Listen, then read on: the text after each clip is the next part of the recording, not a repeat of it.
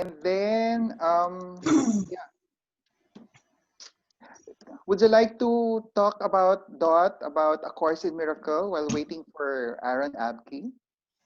Okay. The form of A Course in Miracles is a book.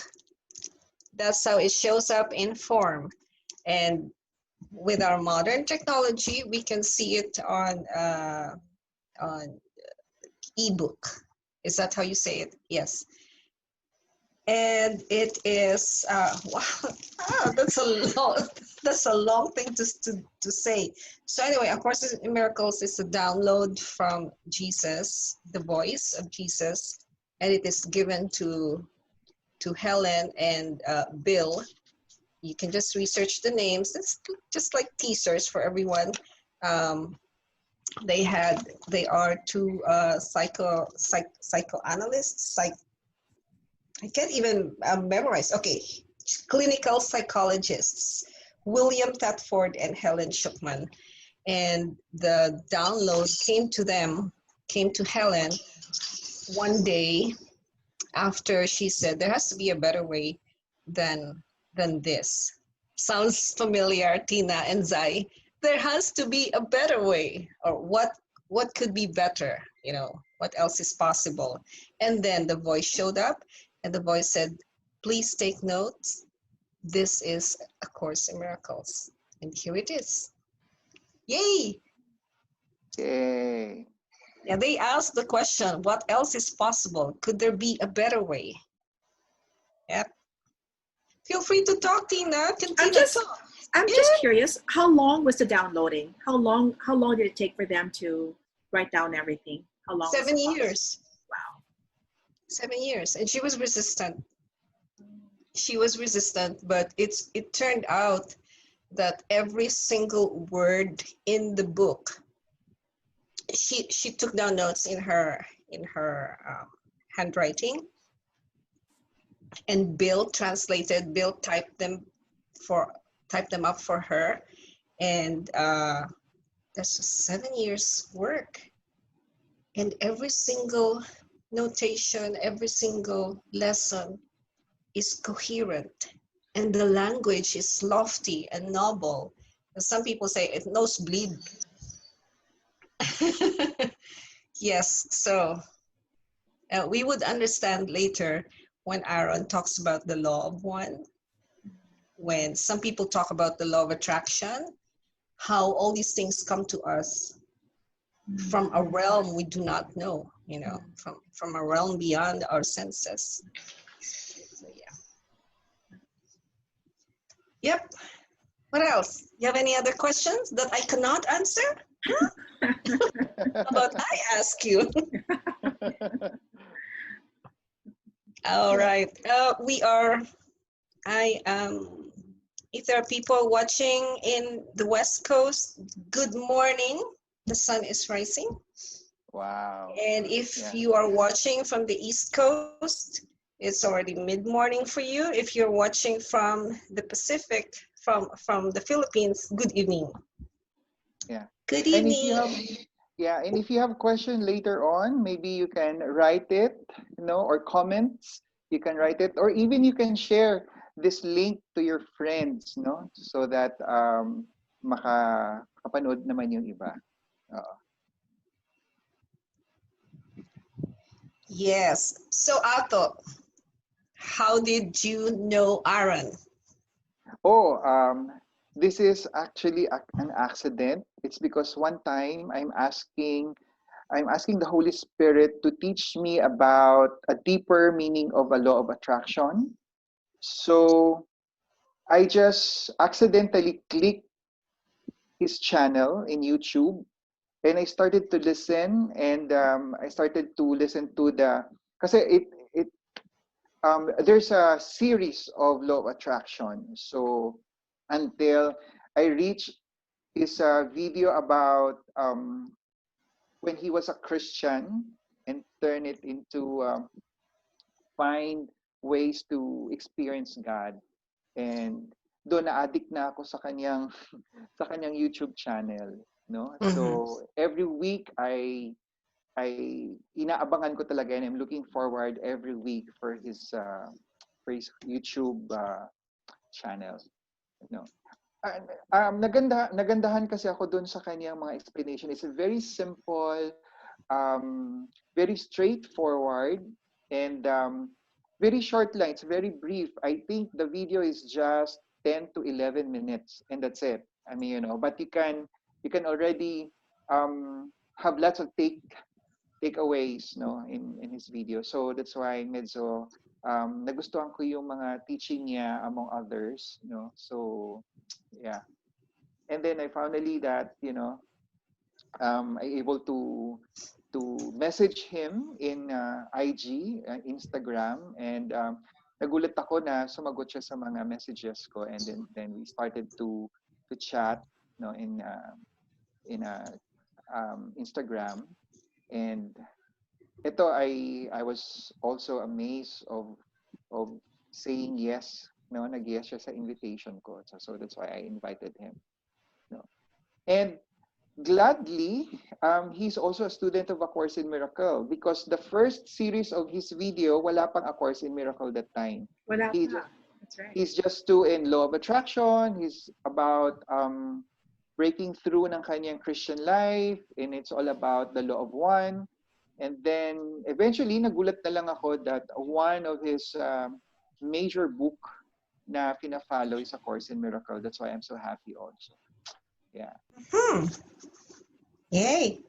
And then you shared him with the rest of us in Course in Miracles, Yes. various groups in Boracay, Philippines, Iloilo, Philippines, Manila, and Davao, where the biggest number of Course in Miracles students live. You know, people are there. The big one, the biggest one. And I'm just amazed because it's about 6 years na si Davao, running Davao, 7 years, study group. Yeah, Yes. I'm so happy about that. And Iloilo, Richard is there. Iloilo, it's about what? Magto 2 years now in February. Yeah.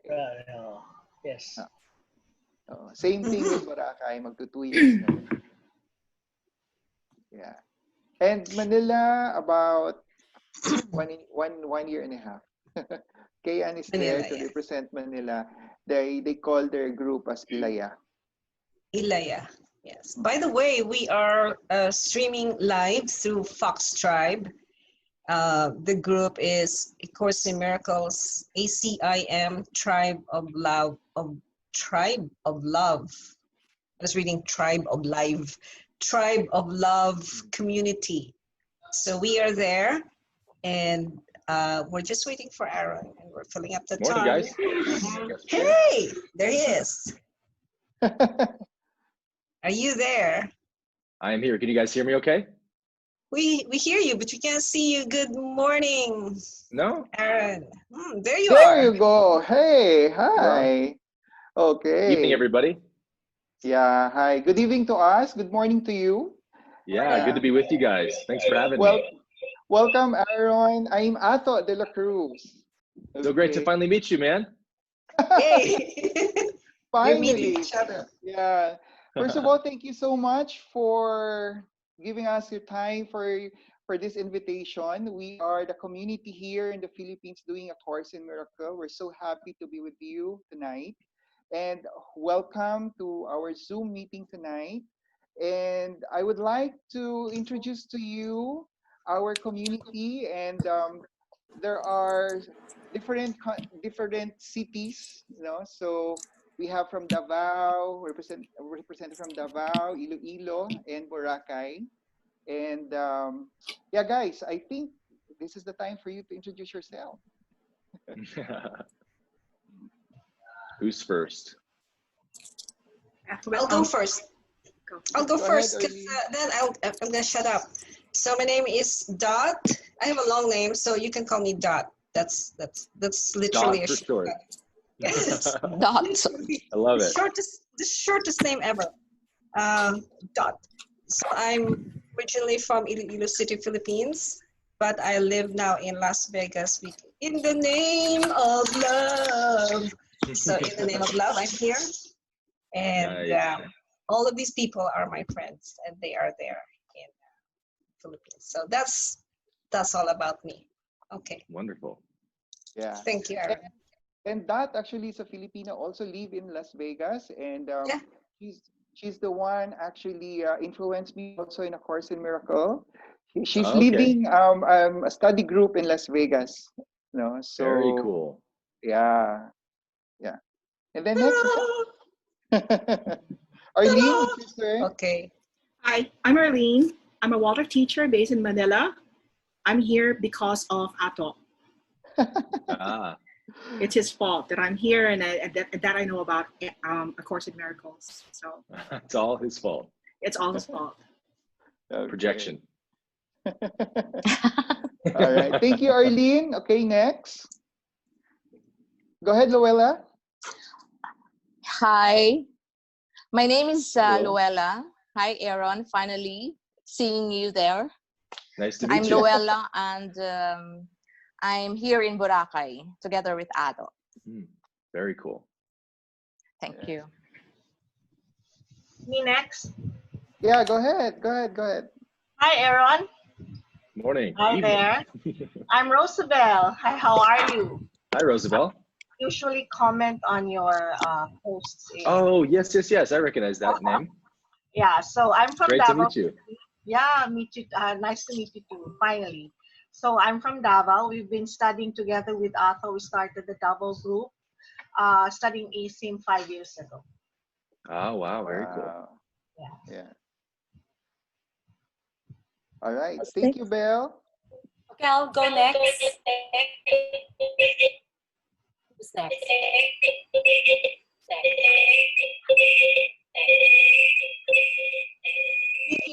Are we hearing messages from another dimension? Ra's coming through. We hear you. Okay. All right. Who else? Who hasn't spoken? Hi. Cheryl? Who's that? Oh, Me. Cheryl, yes. Hi. Hi there. Nice to meet you. Yeah, go ahead, Chair. That internet connection, maybe. Yeah. Wait. Oh, there you are. You're I'm good? Yes, you're You good. hear me? Yes. Hello, Aaron. Again, Aaron, I'm Cheryl Arellano from Philippines. And I'm a Me big too. fan of your Mind Science series and your Law of Attraction series. Oh, very Finally, cool. you're here. Thank you. Finally. Yeah. At long last. Long last. Yes. Yeah. All I'll right. go next. Hi, Aaron. Hi. I'm Nita, and I'm also from Davao. I'm one of the pioneers of the Acim study group here in Davao City. Very happy to be with you. I've been following all your videos. Okay. Oh, wonderful. So, Good to meet you. Okay. Same here. I'll go next. Should I go next? Go ahead, Chard. You're up. I'm Richard, also from Iloilo, where Ato used to stay also. And yeah, I've also learned a lot from your videos. Wonderful. Great to meet you, Richard. Yeah. All right.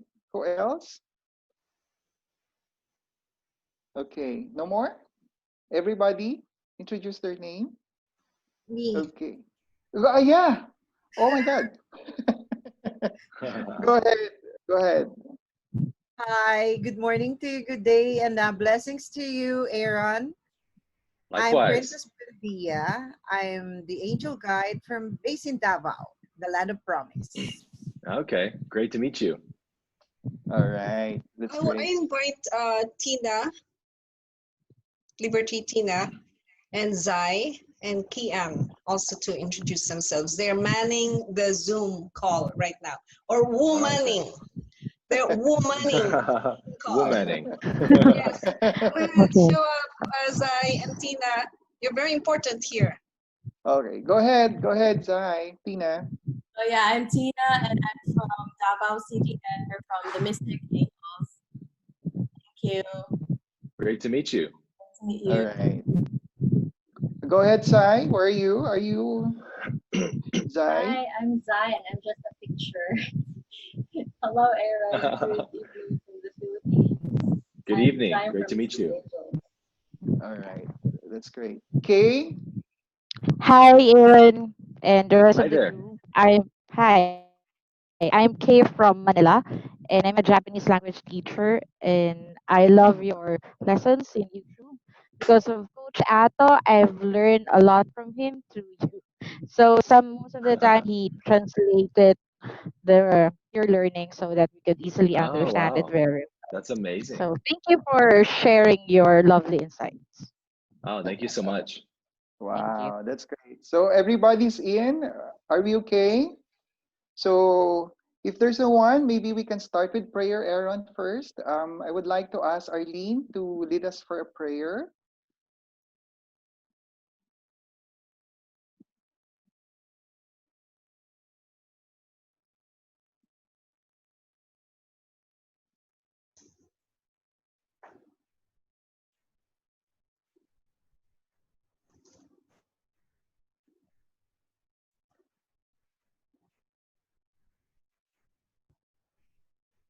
Uh, maybe you want to unmute yourself. Sorry. Let's pray. Guided prayer. This is my purpose today, to awaken to my true identity. For that, I give my mind and heart to my inner guidance, the Holy Spirit, the voice of reason inside of me, the source of universal inspiration, the love and the peace that dwells in me. I am willing to choose the peace of God as the only purpose in my life, forgiveness as my only function here, to accept the perfect happiness God has given me by uniting my will with His, and so witnessing of my choice for love, to stay vigilant and to observe my thoughts without judgment, to see the circumstances of my life as a classroom where I learn what has yet to be healed in my mind, instead of seeing them as punishments or the rewards of fate, to take full responsibility for what I think, what I perceive, and what I feel, to see innocence shining beyond circumstances and appearances, to question and release beliefs and limiting thoughts that reflect separation and specialness, to quiet my mind and to admit that I know nothing, giving up my own plan for salvation and asking the Holy Spirit to be my guide. Let go of fear, recognizing it as my own devising in a strategy to shield myself from love. Now I surrender to happiness. I relinquish control and place my life in the hands of my true self. And in total confidence, I let Him guide the way in this healing process that leads me back home. Amen. Amen. Thank you. Thank you, Arlene. All right. Bro, how are you? Aaron, how are I'm you? I'm great, man. Thank you guys so much for having me on. It's a real pleasure. I watched your Buddha. It's too long. It's so long. It's 2 hours. Oh my God. Oh, yeah. The Buddha de Gaston. Those are always Yeah. long. Congratulations. Anyway, I would It was like to fun though. introduce Aaron. Um, yeah, I started to watch his video accidentally. I've been looking for a Oh, no deeper way. relation, the deeper meaning about law of attraction. So the Holy Spirit answered me and led me to his channel. So when I click it, then I started to watch the series 1, 2, 3, and 4 until I watched his Christian life video.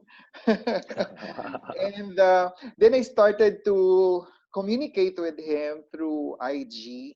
Instagram, and I said, bro, I'm also a Christian, born again Christian guy. And then he started to change my perception, and then that's what we started to conversation. It's about 1 year, Aaron. It's about 1 year. Yeah, crazy how Yeah. time flies, huh? Again, thank you so much for giving your time and to be with us. So, ladies and gentlemen, Mr. Aaron Abke. Yay.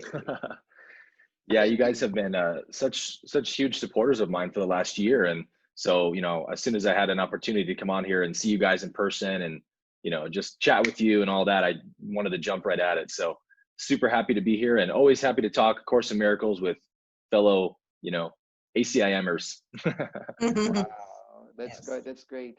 I So think each this and is every where, one. Go sorry, ahead, Miss. go ahead. Go ahead, Miss Doc. Yes, Ato? No, no, no, no. It's okay. I was Go just ahead. going to invite Cheryl if she has, I think she has the introductory question for that.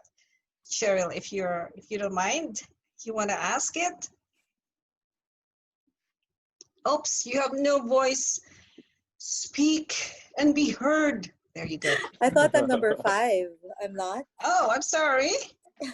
Okay. Yeah.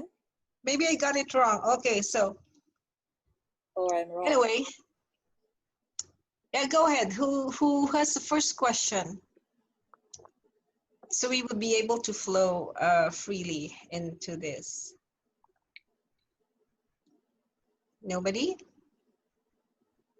Miss Nita, would you like to Maybe. ask? Okay, I'll do it. I'll do it, Dot. I'll do it. So, Aaron, your first question. So, wow, how do we do this? My question is, what led you to the book, A Course in Miracles? I don't actually remember. I had it on my radar for many years, and I think I had cracked it open maybe like 6 or 7 years ago. I remember reading the opening line and being very impacted by it. Nothing real can be threatened. But I didn't really totally get anything else yet, because I hadn't really started, studying or learning about perception and self-awareness or any of that yet. I was still kind of coming out of fundamentalism.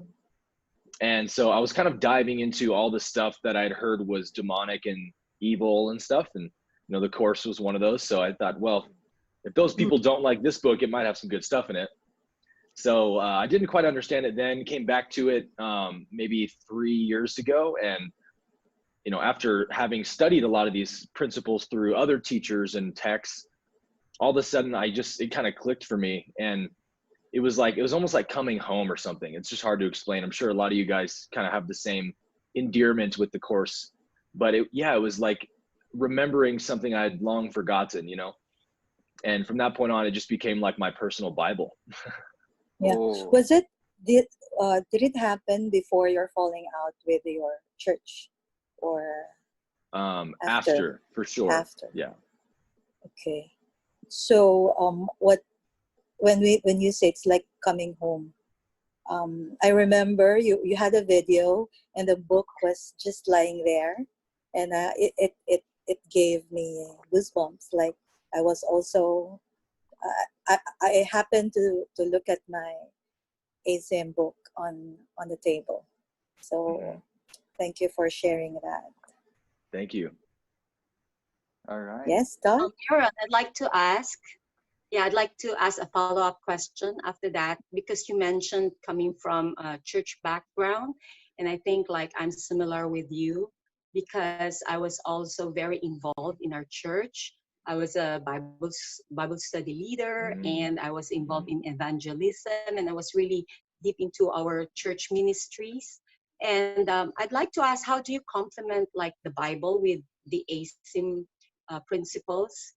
Because personally, sometimes like I was like, my program was that the Bible is like, that's the ultimate truth, and then suddenly I come across Acim. So I'd like to ask you, how do you like complement one from the other? Yeah, great question, because they really do go kind of hand in hand in a lot of ways, being the text that the Course borrows its language from. I kind of like to joke about the idea that like the Course in Miracles is everything the Bible wants to be. Like it really was divinely dictated, you know? When I grow up, I want to be a Course in Miracles. Right. But no, I have total reverence and love for the Bible. As soon as you drop the literalism, I think the need to read the Bible literally as true, then you can really see it for what it is and see it as, as divine as it really is, as inspired as it is. And I think that the Course does a great job of enlivening the Bible in a lot of ways, because it brings to life a lot of passages that we maybe have overlooked, especially the New Testament and, passages from Christ and all of that. But it tends to give you a different look at some of those passages, because the Course is really a book about perception, right? And Yes. so a lot of the stuff Jesus was saying, if you make thy eye single, your whole body will be full of light. And a lot of the stuff Jesus talked about was all about perception. But from the Christian religious lens, we couldn't see it, right? We were reading it all literally. So we're like, how do I make one eye and stuff? So the Course is a great interpretive lens for me for the Bible.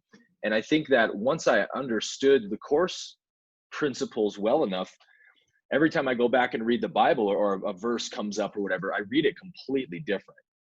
And the thing was, like the Course would say, the Bible was always that, those verses were always shining with that much meaning and truth, but I couldn't see it because I was projecting my religious conditioning interpretation onto it, right? Mhm. So, but yeah, for me, they're great dance partners in that way. Oh, okay. Thanks a lot. Were there times that you feel like they were contradicting each other? Or are there moments like sometimes I feel like when I'm reading the Acim and like, oh, it contradicts some verses, or yeah, maybe yours. I like the way you're explaining that the lenses that we're using when we were reading the Bible is different from the one that's what we're using right now when we're reading the Acim about the perception.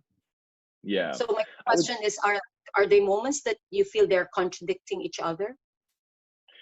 Yeah, I would say that when you free the Bible from the dogmatic lens, I would say no, because when I read it, it's very clear what I'm reading, in the sense of, if I read an Old Testament passage about, slay every man, woman, and child, right? Well, I'm not reading that literally as God is saying that. I'm reading that as, oh, this is what ancient humans thought about God 3,000 years ago. And so that's a very accurate interpretation of what they thought God was. So I can't really say that's a contradiction from the Course because I'm not taking it literally, right? But on another hand, the Bible contradicts itself in a lot of ways, because the Bible isn't just one linear book, right? Yeah, it's a library of books. Collection of books, library of books, right? Yep, from different time periods and viewpoints, and so the authors don't all agree with one another. That's very, very clear. And I think that's one of the great parts about the Bible, because again, that shows the evolution of human consciousness over time and how viewpoints changed as, like we get to the prophets, for example, and they let go of a lot of the wrathful God viewpoints of the Pentateuch, the first 5 books, Genesis through Deuteronomy. God's this wrathful, jealous, angry, insecure being. And the prophets come along and they're like, hey, maybe we're seeing God wrong. Maybe he doesn't delight in sacrifice, but actually a broken and contrite heart is what God wants. So you see this unfolding narrative when you read it through that lens. And so from that perspective, it's not a contradiction because it's just showing what humans believed, right? Oh, okay. Thank you so much for that. Thank you. Thank you. Great question. I love your take on that, the evolution of human consciousness, and not just the consciousness, but the perception from a literal level to a different level. So that's really beautiful. And yes, I also come from, first I was an atheist, and then first I was a Catholic, then I was an agnostic, then I was an atheist, and then I became a Baptist, and then I was Pentecostal. And then I said, damn it, forget it. I want to go back to knowing nothing. And then, yes, the Course was introduced to me. So thank you for just that alone. I will take a deep breath. Ooh, thank you. Thank you. So Richard, I think you have a question too. Richard is from Iloilo, and maybe you want to give a little background about yourself, Richard, when you when you ask about this and how you feel about your own question and the Course in Miracles. Okay. I'm actually a dispensed Catholic priest. It's been maybe 2 years now since I got my dispensation. And well, at first, no, it's knowing Acim, I also had a hard time absorbing it with my programming, no? And Right. also, here comes another book, The Law of One, you've been talking about in your channels, and so my question is, since you've studied both, do you think they're connected in any way, or are they related in any way? The Acim and the Law of One. Related in the sense of like in the source from which they come, or do you mean like the concepts taught in the books? Yeah, I think that more of the concepts and what they teach. Yeah, they're absolutely just so harmonious and perfect complements to one another. The Law of One is more of like a scientific view of creation, more like a metaphysical explanation of the nature of existence and then who we are, as like a mind, body, spirit complex. The Course doesn't get scientific on you, right? It's very much like poetic, symbolic, using images and ideas. So the Course will just say, you see yourself as a body, right? But the Law of One will get more into that and explain, well, actually what you are is a mind, body, spirit complex. But in so many ways, like the more I read both of these texts, the more I find parallels between them, but it's just that the language used, the words used is a bit different. So like, for example, the concept of forgiveness is huge in the Course, right? It's what the whole book's about. And Ra also talks a lot about forgiveness as the path of service to others is the path where you have to see everybody as one with you. And so, like in one passage, they ask Ra, how can we more quickly assimilate fourth density consciousness? And Ra says, gaze into a mirror, behold the creator. Look upon a brother, behold the creator, right? And that's very much what the Course teaches. The Course talks all over the place about, you can't overestimate your brother's value.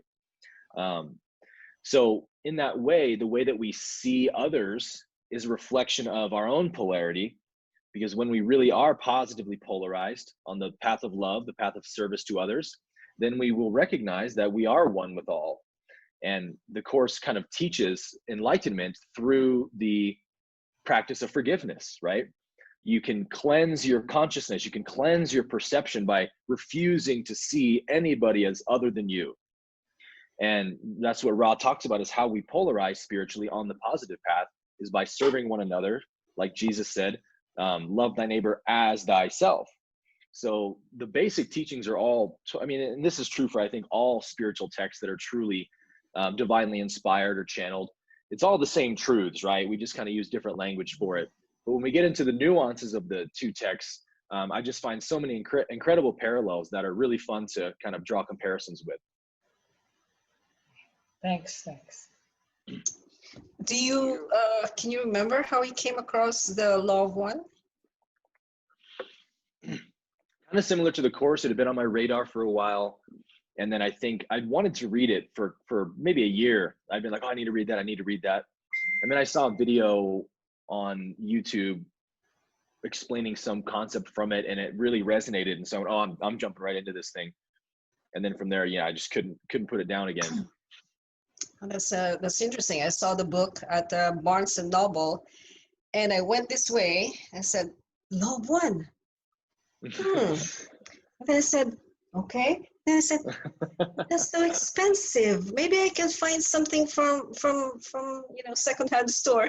And then I left it, and then you talked about the Law of One. So so I guess I will learn from you. I love what you said in one of your videos, that you can filter the difficult language of the Law of One. So thank you for that. So you are now you're not a Ra, you're the Ra boy for Ra. I'm Ra's interpreter. I'm calling on, do we have any question from online from our viewers. Tina? Currently none. They're still watching. We have 28 viewers. All right, thank you so much. So let's have Luella. She has a question. My question, Aaron, is can you share with us a personal experience where you applied the teachings of the Course of Miracles? Yeah, absolutely. It's almost hard to pick one because, especially the daily lessons have been so impactful. Every time I read them, they're impactful. I get something new out of it every time. The one that comes to mind, though, was maybe like 6 months ago. One of the things I love about the Course is how totally empowering it is, in the sense that it puts all the onus on you, right? And we suffer because we're putting the responsibility on external things, on the world, on life. And you're the problem. And if you would just shape up, I could be happy. And the course is very, loving and all that, but it's like straight to the point, no nonsense approach. It's like, hey, you've made the prison in which you see yourself. You're the problem, And something about that I love. It's like that was the backhand across the face I needed, to wake up out of my delusion, out of my dream. So the example that comes to mind is I was meditating one evening, and I've been working through some really difficult stuff, that like thought patterns, and it was really a specialness type of thing, an attachment type of thing, but it just kept haunting me. And I was doing a lot of work on it and being aware of the thoughts and all that. And I remember meditating, and this is often how I feel like almost the Course speaks to me, like it's an entity or something, because I'll have a passage come to mind and I'm like, oh, this is exactly what I needed to hear. And so in this particular instance, I was meditating and I was saying to myself, like, okay, I've made some good progress on this. The thoughts are not as potent as they were last week. I think, in a couple more months, I'm going to be through this thing. I'm going to have healed this thing. And I felt like an inner voice say back to me, like, yeah, good job. Awesome job. You've been doing great. But, if you really didn't want it anymore, it'd be gone right now, right? And I just kind of went, oh, you're right. And that's something the Course has really taught me, is that you hang on. Like if you're suffering from something, you have to accept the fact that means that part of you still wants it, right? Part of you is still interested in it. Part of you still thinks there's some salvation to be had there. Like if I just keep thinking about this horrible thought, this awful trauma or this memory that I can't stop thinking about, if I think about it enough, I'll find the peace in it. I'll come to terms with it or something. And the Course is like, hey, why do you seek for happiness in that which can only hurt? Like you're doing this unto yourself. Like just let it go. Realize that some part of you still thinks there's value in it, and all you have to do is see there's no value in this at all for me, and you are healed. You just have to see that. So once I know that that's true, then my seeking becomes, show me how I can see that there's no value in this for me. Like there's nothing to be gained here at all. I can think about this thought for 10 more years and I'll be at the exact same place I am now. And you kind of stay in that pit until you're ready to climb out of the pit. And I think that that's what the Course does so well, is it's like, you can, I think, what's the verse I'm thinking of, the passage? You've made everything that you hate, right? Do you remember that passage? You have made everything you hate, but you can give it up just as easily as you made it up. So that's one of those kind of slaps in the face the Course has given me on many occasions that I'm just like, thank you. I needed that. Thank you. Thank you. And you said that was like 6 months ago? Yeah, probably like 6 months ago, somewhere around there. So has it been so much easier for you lately? Like in my experience, and in a lot of us, our experiences are like when we used to hold a grudge for months or years or weeks, now with our study of the Course, our grudges and our holding on to an unlearned lesson is very short now. So has it been very short for you lately? Yes. Yeah, great point. It really does work that way. It's it kind of starts to expedite the healing process Oh, as I you like that as you word. begin to, apply the teachings more and more. You get better at it, right? You get, just like anything else, it's almost like a skill you develop where, a thought might appear and you develop the power of, power of will or power of concentration to say, okay, I see that thought. I'm going to turn my attention away from it. I'm not going to entertain that thought. And it's so hard at first. The thought has so much gravity, but suffering acts as that catalyst to make you just increasingly not want to give attention to that thought, because you start to see, like the Course says, really all it's going to do is keep hurting me. And the sooner I recognize that, the sooner I'm free. Mm-hmm. Yeah, shortening time. Yes, that's Yes. right. So I'm looking at the tiles of our pictures, people here.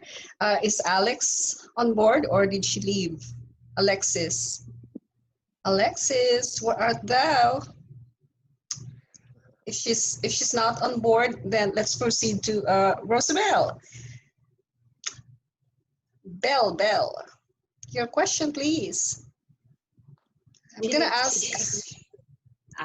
Okay. There you go. Wait. Can somebody just ask question number 5? I'm supposed to be number 6. Okay, so the question for you, Aaron, because Alexis is not here. Who is number 5? Is it? It's Alexis. Yes, she's gone. So the question is, I don't have it. Mine is a shorter version. So I actually have the question. Amidot. Yes, darling. The question number 5 is, what can Aaron say about forgiveness in connection with atonement? All right, there you go. Yeah, what's the passage coming to mind about the atonement? I think there's one passage I love that says, the atonement corrects illusions. Thus, it corrects what never was. Wow. That's so cute. I love how cheeky the Course is about that stuff. It plays with the concept of illusion a lot. And I think that's been a very helpful concept for me because, maybe we'll get into this in the next question, talking about the daily lessons, but the whole concept of projection and image making, is so helpful for me with the Course in showing that, like, I think one of the opening passages of the Course says, the world you see reflects your own internal frame of reference, right? So you look inside yourself and decide the kind of world you want to see, and then you project that outside of yourself. And then the world you're projecting causes you pain and suffering and anger and unforgiveness. And really you're doing it to yourself, right? Because you made all those images up, and they're just illusions. As soon as you see that they're not real, they're gone, right? So that's kind of what forgiveness is another verse I love, I quote sometimes, is it says, salvation is a paradox indeed, for it asks that you forgive what no one ever did. Which is kind of the idea that the Course teaches. Forgiveness is not overlooking the truth, right? The Course will say you struggle to forgive because you believe you're overlooking the truth. But what you need to see is that you are you're making an image up in place of the truth. So this person attacked me, they betrayed me, how could they do that to me? And the me you're referring to is the self-images, the ego, the body, the ideas, right? Your ideas about yourself are offended. And so the Course just hammers again and again, the Son of God is innocent. He cannot be harmed. He cannot be attacked. So if you believe someone has attacked you, you are insane and require healing. Again, just like straight to the point, no nonsense, right? You are insane and require healing. And some people, will get their ego triggered by hearing that. How dare you call me insane? But for me, it was like honey, milk and honey from heaven or something. Like, thank you for telling me I'm insane, because I thought I was sane. I thought all this horrible stuff I was seeing and feeling was the truth. And I thought I had to overlook the truth. And the Course says, no, forgiveness is not overlooking the truth. Forgiveness is knowing who you are and knowing I cannot be attacked. I'm the holy, innocent Son of God. And that's the atonement, the at-one-ment, where you've changed your perception from duality to oneness. Wow. Perfect. Profound. Yes, it is. Yes, at-one-ment. Yes. Thank Did you you? for that. Yeah. I was so enlightened. Actually, I really like your current video about desire and expectations. I really learned a Yeah. lot from there. Yeah. Good. Yeah. I almost used some course references in that video because the term, again, using different language, right? Using Christian language, the term that the course uses for desires and outcomes is idol worship, right? Mhm. Calls that worshiping idols. When you think an outcome can satisfy you, you are worshiping an idol. Wow. So again, helps bring the Bible to life, right? In a new way. Yeah. Thank you. Thank Have you no for other that. gods. Yeah. Thank you. All right. Miss Dot? Yeah. So forgiveness is also saying, I'm just reminded if you, aside from the book itself, do you have other materials that help you understand the course, like readings from Ken Wapnick or John Perry? Who's that? John Perry or Steve Perry? Do you just read the book directly? I pretty much just read the book directly. I haven't read any of the Course in Miracles for Dummies or whatever it's called. For idiots. Yeah, I have watched a few of the Ken Wapnick videos from the school of ACIM in, was it Boston or something like that, on the East Coast? Oh, I think it's New York actually, where his official school was.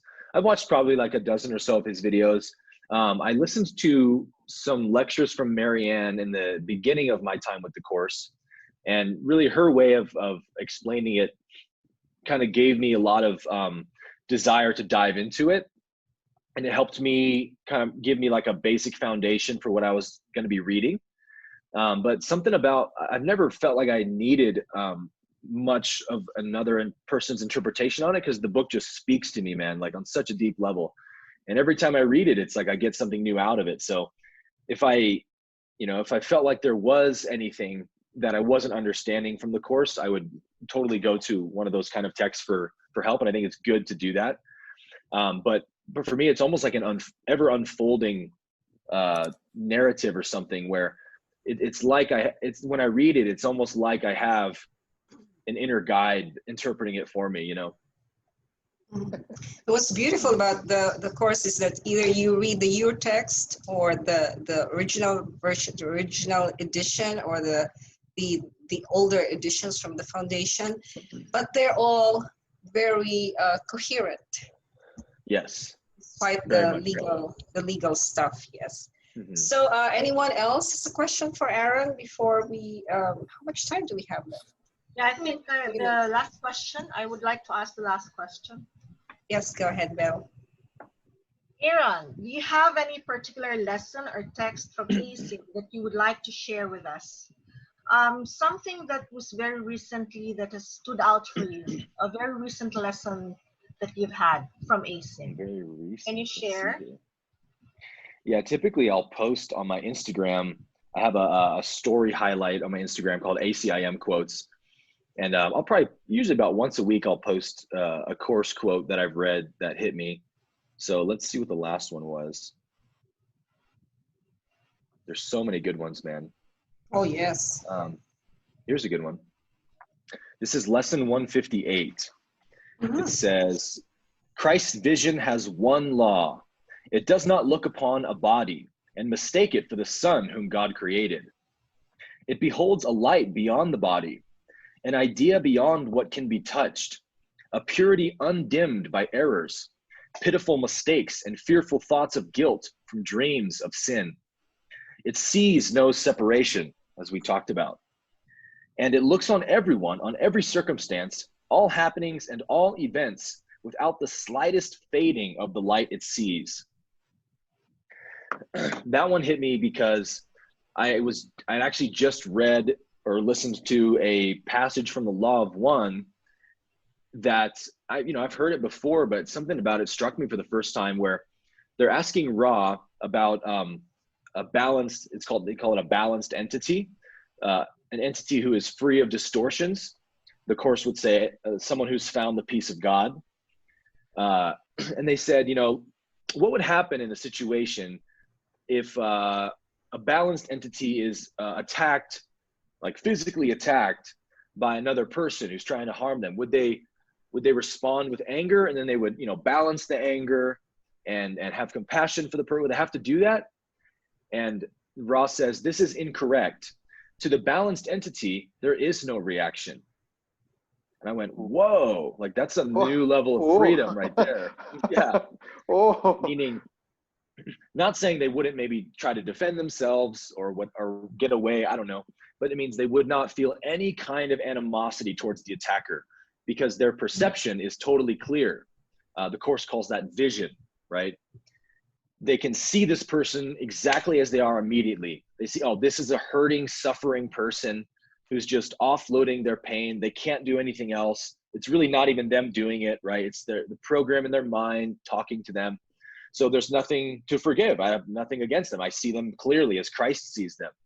In fact, I see them as the Christ, trapped inside this little ego that's controlling them. And so the only response is compassion, right? And I love the way that passage lays that idea out. It looks upon all circumstance, all happenings, and all events without the slightest fading of the light that it sees. So for me, that kind of just becomes a vision that I hold on to, saying, okay, that's the goal, right? That's where I want to get to, where I become unreactive to life. I can see everything. I can see God in everything. And until I am at that point, I know there's still work to be done, right? There's still some forgiveness to be had somewhere. And I think forgiveness is so universal in that way that it's not just talking about forgiving a person for a grievance or something, but forgive the whole world, right? Forgive the way that you see everything. Forgive politics, forgive corruption, forgive child trafficking. You have to stop hating those things if you're going to transform them. And that's the concept of projection, right? Is actually by seeing the, let's say, murderer or child abuser, by seeing them as a child abuser or a murderer, I'm actually perpetuating that. I'm actually creating that. And the Course would say, if I see you as what you think you are, I'm as insane as you are. I don't think the Course says that literally, but it alludes to that idea that if I take your offense seriously and I define you according to that illusion, I'm as insane as you are, right? Because I believe the same illusion. So it's up to me to see the light of God in you. It's up to me to see the Son of God in you. And if I can see the Son of God in you, I can call it out of you, right? But if I don't see it, I can't call it out of you.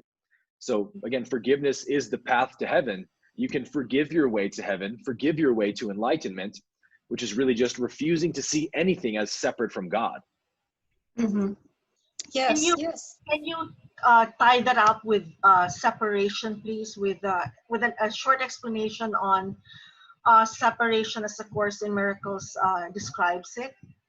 Because what you just said is tied up with the concept with Acim's concept of separation. Can you please explain some more about that, please?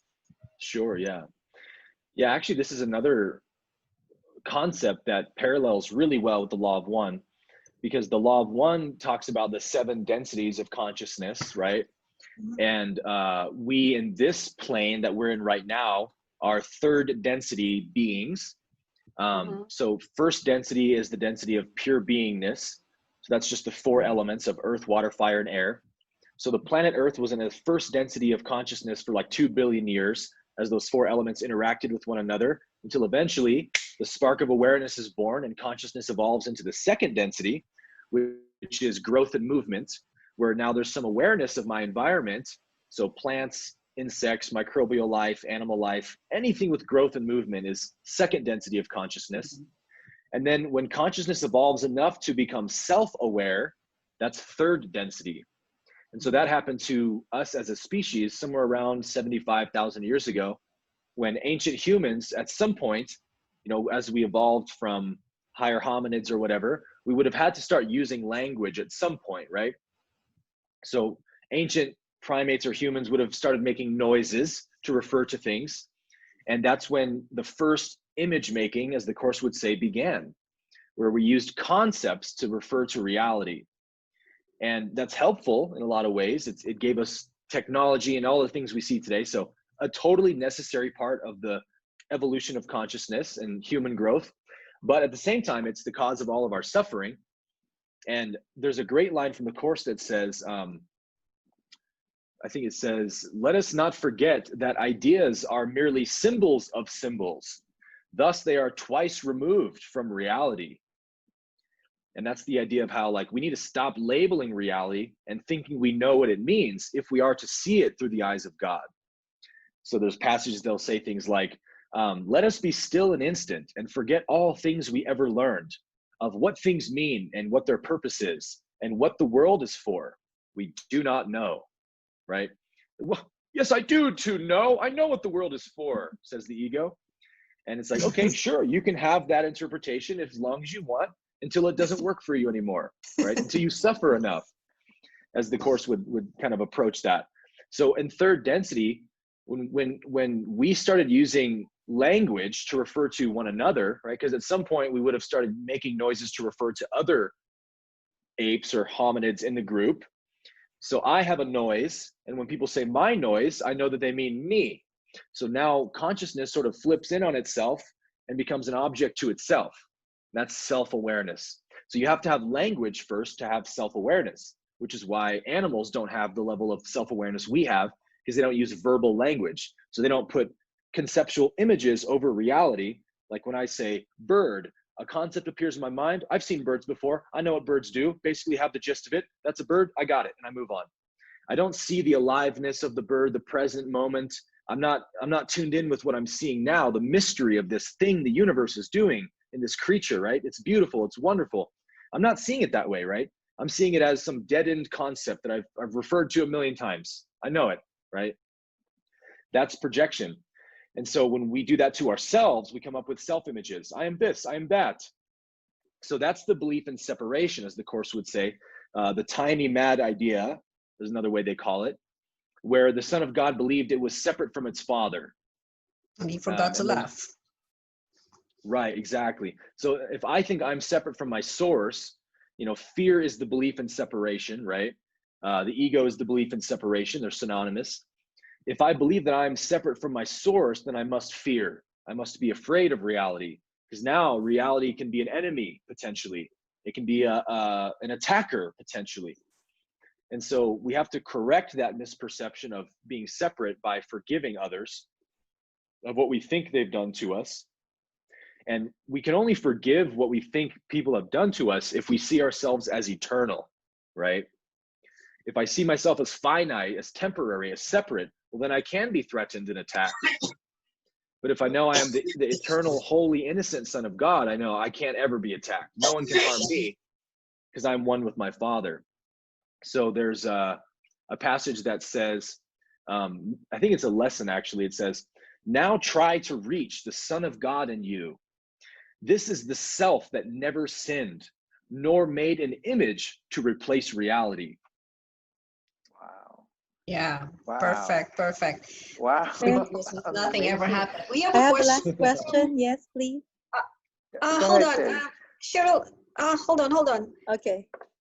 I don't know if you can hold on, because I would like to ask Zai to read the question from our viewers. Is that okay with you? Yeah, sure. Yeah, okay. So go ahead, Zai, and you want to read the question for our viewers, for Aaron. Yes. Zai, the unicorn. Yes, hi. Yes. From Zay Penicilia. Okay, here's the question. Breaking free from, sorry, that's my child. Breaking free from a theocratic belief is not that easy. Like, for example, the belief of the rapture that caused guilt sometimes, programmed since childhood. So my question is, how did you overcome that? I know it's not easy, and how did you change your perception towards it and not feeling triggered, left fundamental teaching? That's all. So that was the question about the rapture, I heard? I think it's about, yes, it was all about the rapture. yes, and how you overcame that, something like that. I don't know if that's clear for me. Yeah. Well, the rapture was actually the first doctrine I ever questioned from my religion. I was with a group of people, a church in Oklahoma, that they were very progressive, and they were talking about the rapture's already happened, 70 AD and all that. what Jesus refers to is actually the conquering of Jerusalem in 70 AD, where the temple was leveled and everyone had to flee to the mountains, just like he describes in Matthew 24. So there is no Antichrist who's coming to take over the world. That's a fear-based interpretation, and it's not of God. And that really resonated with me, because I thought, this whole idea that the devil comes and conquers the world and takes 3/4 of God's children into the pits of hell doesn't seem like a very victorious outcome for God Almighty. You know, the devil beats God 3-1 in that way. If only Christians go to heaven, then at least 3-1, the devil wins, right? So that didn't make sense to me. So I got a book called Victorious Eschatology. You know, we have to like meet ourselves at the level we're at. And back then, I still had a kind of a literalistic view of the Bible, and I needed to explain the rapture away using the Bible. And so I read a book called Victorious Eschatology, which explains verse by verse why this whole rapture idea was really only made up in the 1800s, you know, John Darby and all that. And it wasn't even in the Christian doctrine until then. And here's why this isn't biblical. So that set me free, and I felt kind of free to question for the first time a doctrine that was kind of like foundational to my religion. And once I kind of took that card out of the deck of cards or house of cards, everything started collapsing. And the hell was next, and biblical inerrancy after that. So it kind of cascaded down. But to tie it back into the course, there's a passage I love from the course which talks about the second coming. Again, see, the course is like so brilliant in the way it uses biblical ideas and then puts a different slant on it. And it says, the second coming is the awareness of reality, not its return. Meaning, the second coming of Christ, like when Christ said, behold, I will be with you always. I'm coming again. Every eye shall see me, right? Christ was talking about a transcendent reality we will become aware of within ourselves, saying, it's better for you that I go, because if I go to my Father, I prepare a place for you. So again, Jesus was using whatever language he had available, which was very limited, right? The Hebraic religious language. So he's using what language he has available to teach non-dual principles. I go to prepare a place for you in consciousness. I am embodying, I am demonstrating a level of consciousness available to all of you. So when I speak from that place, I and the Father are one. I'm not claiming that uniquely for myself and saying, you're not, but I am. No, he's saying, see the Father the way I see the Father, which is that there is no separation. So the second coming of Christ is not, again, we take it all literally, right? The egos can only think literally. He's going to float down from heaven in a white robe and call us all up to the sky, right? And the Course says, no, it's the awareness of reality, not the return of it. It's the awareness that I am the Christ that I seek. It's always been within me. And the second coming represents that understanding, that revelation. Wow. I think your explanation, a part of your explanation, just answered Cheryl's question last week in our study group, when she said, "What's the meaning of I go home and prepare a man in my mansion or my there are many in my rooms Father's house. Father's mansion." Yes. So go ahead, Cheryl, and field your question, and then we're gonna wrap it up. And go ahead, please. Aaron, in light of the COVID pandemic, how do you correlate karma as a collective karma? Yeah, great question. That's totally how I see this whole pandemic. It's a collective shadow work we're doing, I think. The Course teaches no idea can leave its source, right? Meaning, if I come up with an attack idea or attack thought, a negative thought, well, I'm the source of that thought. I am its home. I am its origin point. So actually, I experience the consequences of that action, right? Almost like the idea of if I make some toxic nuclear waste ball and I'm holding on to it, well, I'm going to suffer the radiation from that nuclear ball, right? It's kind of like how you want to see negative thoughts and ideas. And I think collectively, look at all the ideas we've had collectively about one another for eons, that we're separate, that you're in my way, that I can conquer you, I can enslave you, and that's my own betterment. And, that has what we call karma attached to it, because no idea can leave its source. So I think we're working out that karma now. And isn't it just fascinating to watch how, like the whole George Floyd thing that's happened? I strongly do not believe that the George Floyd instance would have erupted the way it did without COVID having happened. Because look, this happens all the time. Eric Garner a few years ago, I can't breathe, I can't breathe. And it was just something like, oh, horrible, I can't believe that happened. Anyways, back to life. And because we were all pent up and angry and quarantined and frustrated for 3 months, there was nothing else going on. There's no sports on TV. It's like the universe perfectly orchestrated on a silver platter for us to do this shadow work, and said, hey, look at this injustice. And then all of a sudden the outcry was enormous. And now we're actually seeing change happen. So human beings do not change unless they are forced to change by catalyst, by pain and challenges, right?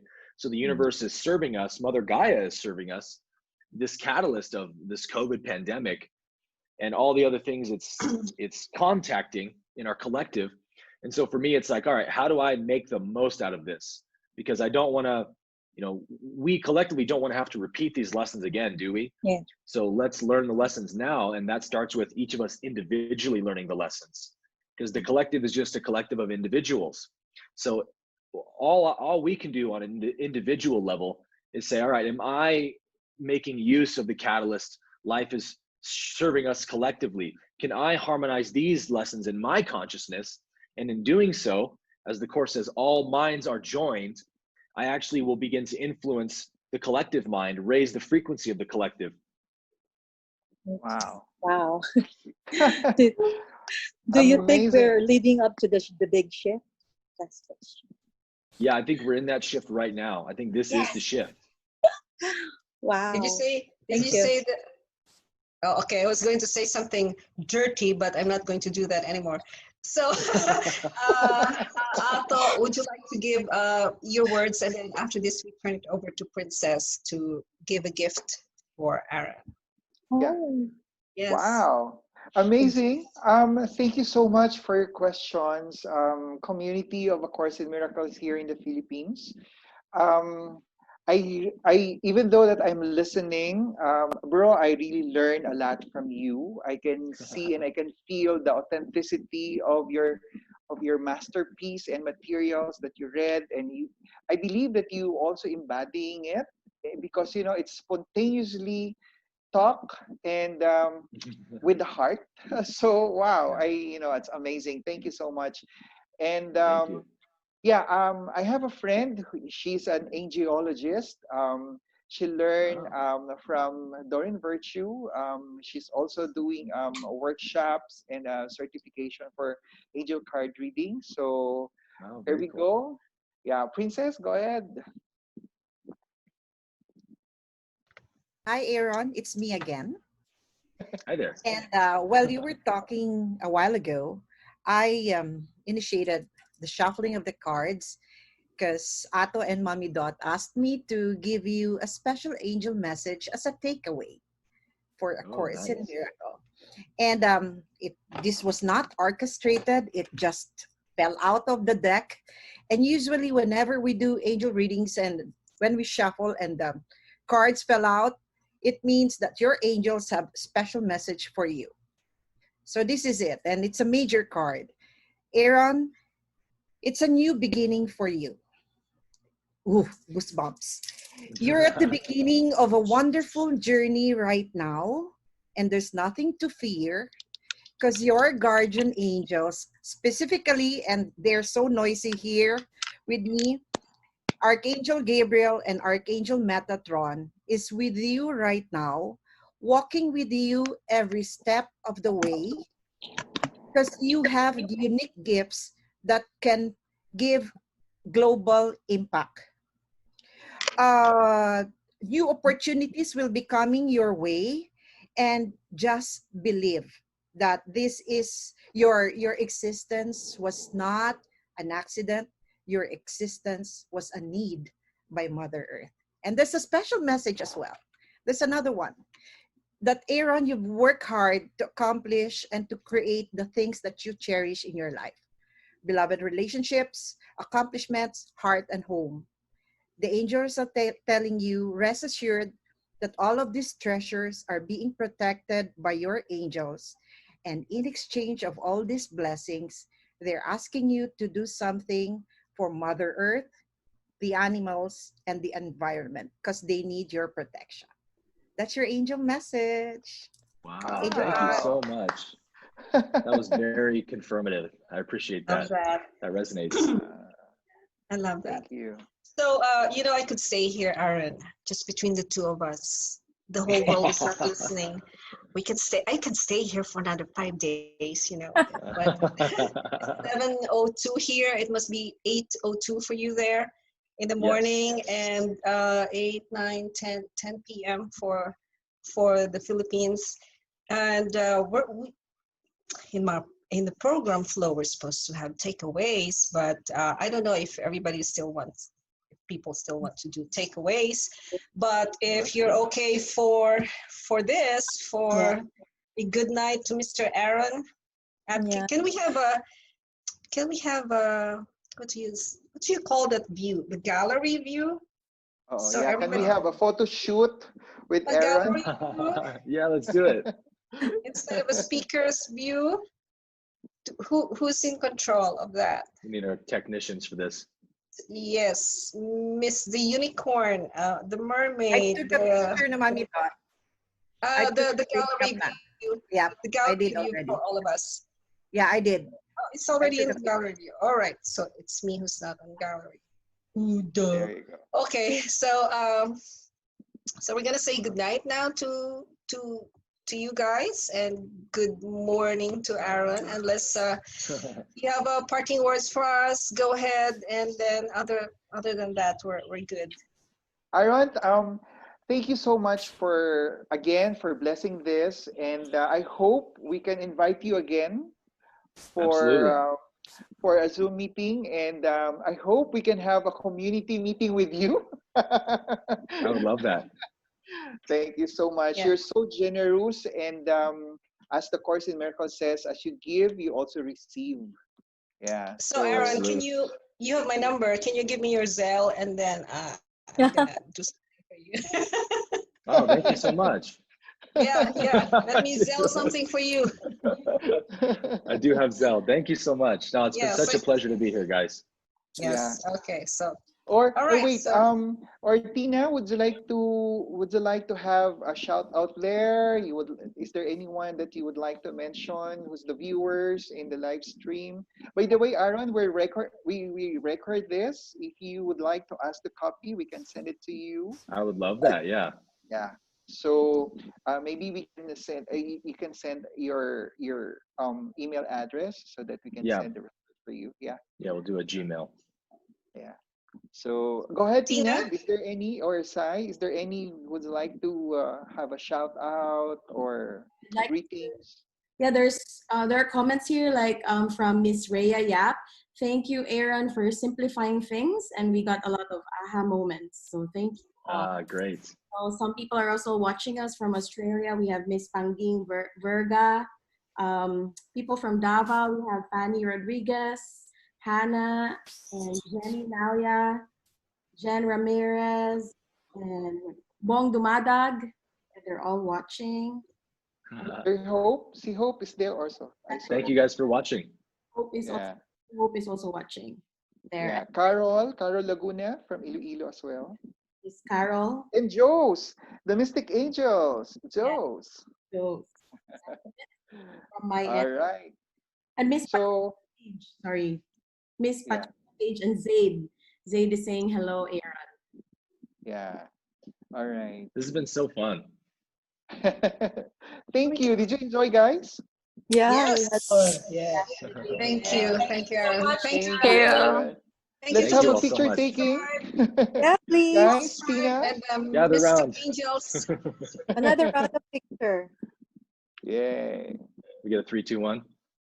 3, 2, 1. Okay, 3, 2, 1. Okay. All right. Thank you again, 567. Aaron. Thanks, guys. Much love. Thank Much you. love to everybody. Thank you Thank so you. much. Love and Thank you, light. Tina. Thank you, Zai. Take care, everybody. All right. Good night. Thank you. Not Good everybody. morning to you, Good Aaron. night. Bye. Okay, guys. Can we have off stream? Oh, wala na siya. Okay. Wala na siya. Can we have off stream? Stay first, ha, guys. Stay first.